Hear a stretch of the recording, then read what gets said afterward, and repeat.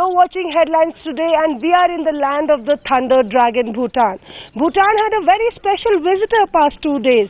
But why did the Indian Prime Minister choose Bhutan as his first stop? Watch this special to know why.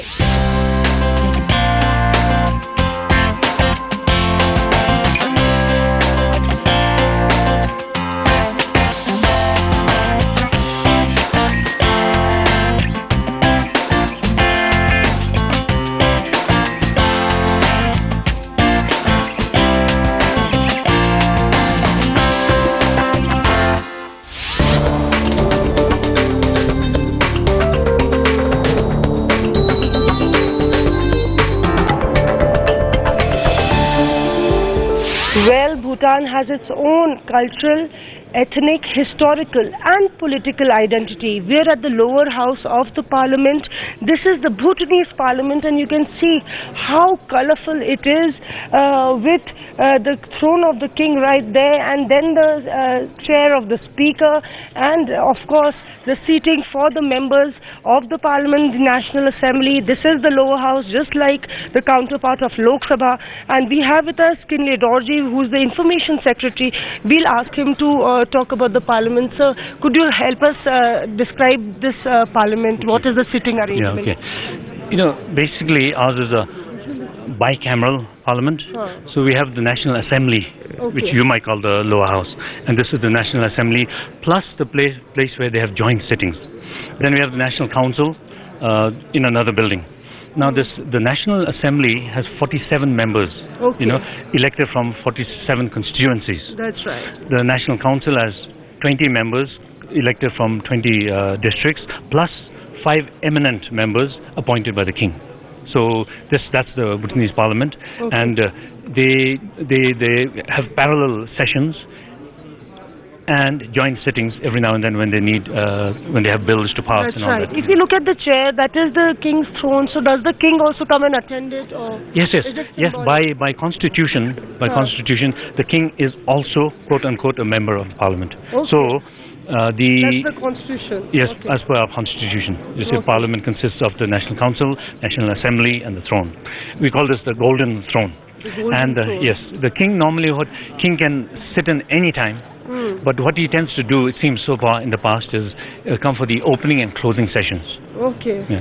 So will the king also be attending the sessions of he also attends the sessions of the parliament, the opening and the closing? Yes, king, and sometimes addresses the opening and the closing. Describe us the color. There's a lot of color, and there is, of course, the poster of your gods there. So a lot of color in Buddhist culture and religion. Yes, this is very, very rich in symbolism. You know, every hue, every color, every carving, every post, every picture represents something, tells a story. For example, if you look up at the roof. Just look at the roof, look at the ceiling, and the arch here is totally mesmerizing. Right in the center is the Lama we call the Shabdung Ngong Namgyal, who unified Bhutan in the 17th century, and who actually gave Bhutan, established the first polity, Bhutan as a nation. So that's very symbolic that he's painted on the ceiling, and everything else, all the colors represent, different symbols. Our Lok Sabha hardly functions with a lot of ruckus in the Lok Sabha. What about your lower house? Is it as noisy, as troublesome?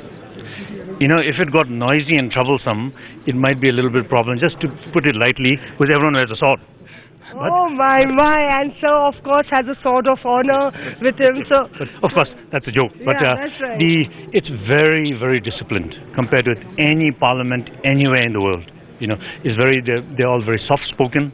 They focus on what they are saying. They're very polite to each other. Even the opposition, even the harshest criticism, is really expressed in very soft tones, very polite language. So I mean, we can't even think of violence here.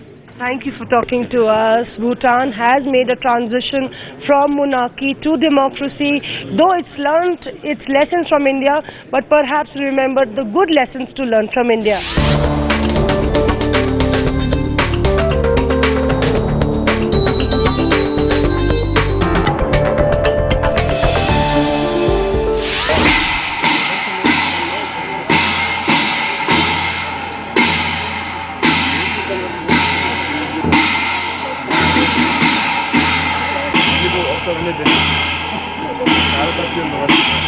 These are dancers and performers from the northwest region, and they perform the Lingji Shabdra dance, which is actually celebrating the harvesting season.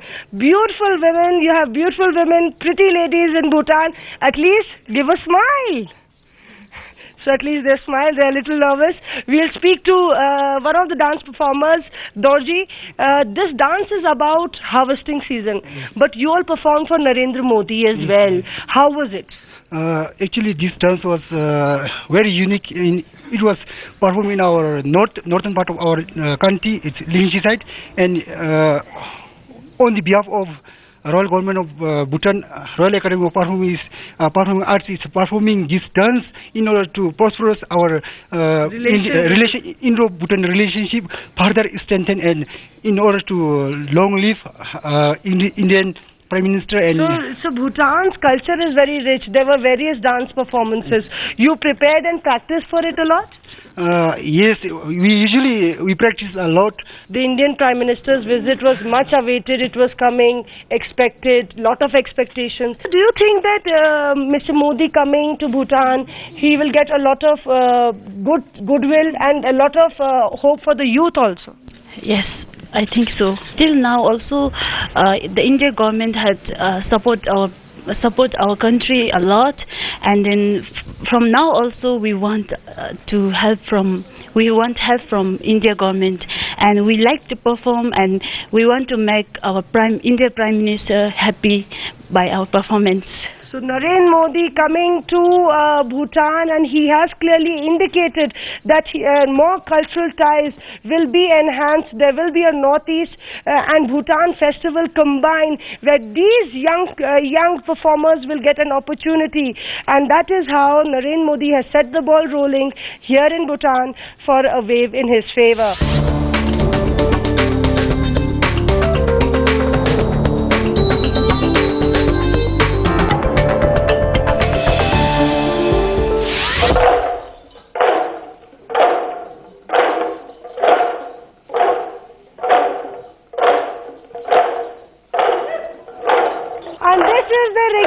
The dance of the 16 Apsaras. Bhutan gets really colorful, and they were a part of the team that performed in front of Narendra Modi. You can see the effort that goes into the dance, the grace, the elegance, and this is a dance from eastern side of Bhutan, from Mongat. It is the dance to shoo away the demon, and being performed as a part of the celebration to shoo away the demon. Music is a central part of Bhutanese culture, and dance is also a part of the Bhutanese lively culture, and that's what draws the Bhutanese to music, to religious sentiments, and to religious mood. Here they are dancing with all the liveliness here, and certainly impressed upon the Indian Prime Minister that Bhutan is not far behind as far as comparing it with Indian culture is concerned.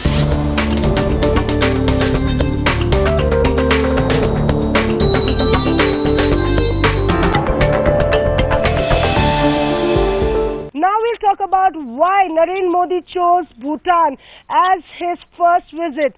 Clearly he was on an agenda. If we talk about it, do you remember the northern grid collapse? India is an energy-strapped country, and if you want to progress in GDP, then you have to get energy. And Bhutan is the place that India can look up to. We have, in fact, with us the MD of Mangdechu Power Plant. We'll speak to him. Mr. A.K. Mishra is with us. Sir, the Mangdechu project is one of the many series of projects that India has with Bhutan. Yeah. So hydropower is a big area where the PM would be looking for stronger ties. Yes. You see, the total projects which are under execution at present with the help of Government of India under intergovernmental model is 2,940 megawatt, which are totally funded by government, and which 30% the equity and 70% is the loan, which is to be repaid by Government of Bhutan. And another 4 projects which are now coming up on joint ventures, totaling capacity about 2,120 megawatt, and they are now being taken up. The total theoretical capacity in Bhutan for hydro potential is 30,000 megawatt, and exploitable is 24,000 megawatt. So about amount of 24,000 megawatt is what India could actually look up to. Yes. The best, which I personally feel for India, is that if we tap the entire potential, this 24,000 megawatt, it will be a big asset for us to supplement the Indian grid and to support the deficit partly. We are perpetually power strapped. We always have issues, be it North India or South India during peak summers. So you think that Bhutan, a friendly neighbor, is one of the right neighbors to actually invest in, because you can trust it? Yes. The advantage in Bhutan is that we can construct the projects on time. We have very less problems over here, and also on cost. Take my project, Magdechu. We are doing this project, bilaterally signed cost is 2,986 crores.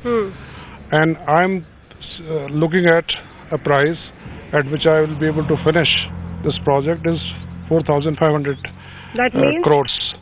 That means that I'm going to have per megawatt cost something like cost effective, something like 6.8 crores per megawatt, which is very cost effective. If you compare with the cost per megawatt in India is more than 10 crores, and apart from the 10 crores, you will find that there is a lot of hiccups. You know, the land acquisition. So that is what is the factor actually, less of hiccups, technical snags, projects delivered on time, targets achieved on time. That is what India and the Indian Prime Minister is looking at as far as hydropower is concerned. And we'll also try and find out what are the other agendas that the PM had in mind as he flew down to Bhutan for his first visit. Come along.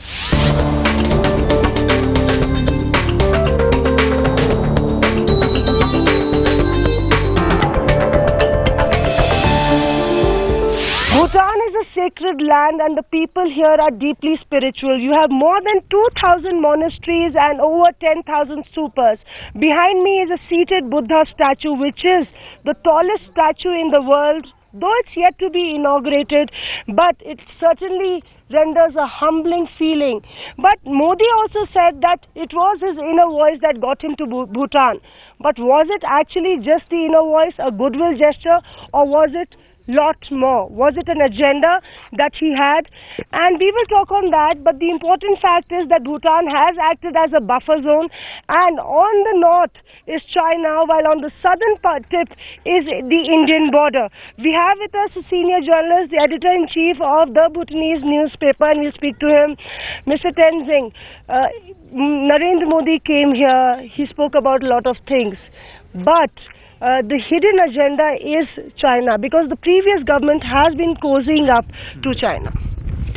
Well, there is a lot of speculation that one of the agendas could have been China, but in the official release, joint statement of the two countries, there was no mention of China. But like you've pointed out, Bhutan has always been a very strategic buffer state for India, in the sense that Bhutan has common security and strategic interests with India, and we are not hostile or we are not enemies of China, but at the same time we have very close strategic ties with India, and of late it has become very strong economic ties as well. Since Narendra Modi took charge, he has been pointing out to a different way of functioning, and this is a new foreign policy, because in the previous government in Bhutan, they had cozied up to China, which had irked India earlier. Well, during the previous government, there was a lot of speculation in Delhi that there was a perception given, or rather perception that was there in Delhi, that the previous government was perhaps getting diplomatically a bit active. But what we know, working here in Bhutan, we know the facts on the ground is it's not that simple. Basically what had happened was that the former government, a senior minister of the former government, had made a certain statement in Rio, and later on he told us that the statement had been misreported by some international agencies, which included some Chinese news agencies. That got picked up in India and it was read in the wrong way, and I think that was not clarified. The Indian Prime Minister would be looking for greater strategic ties with Bhutan.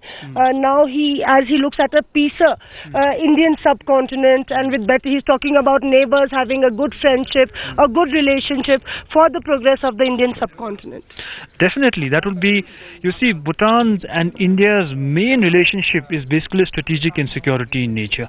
So, and it contributes, Bhutan and India's relationship contributes to more peace in the subcontinent, because we have we don't have any animosity, we don't have any terrorism on either side, and we ensure that we don't harm each other's core security interests, be it any country, any third or fourth country. That's right. So, Mr. Tenzing, as he rightly points out, that Bhutan is a perfect example for India for a good neighbor, a good neighborly relationship, and that is why Narendra Modi wanted to stress on this point by coming to Bhutan.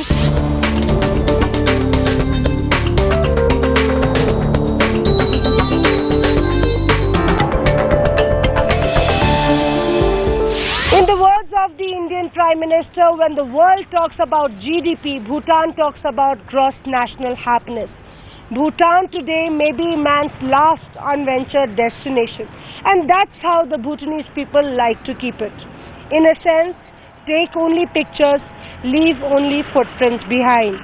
That's all in a special coverage from Bhutan with camera person Tripal Singh. This is Mosmi Singh, Thimphu for Headlines Today.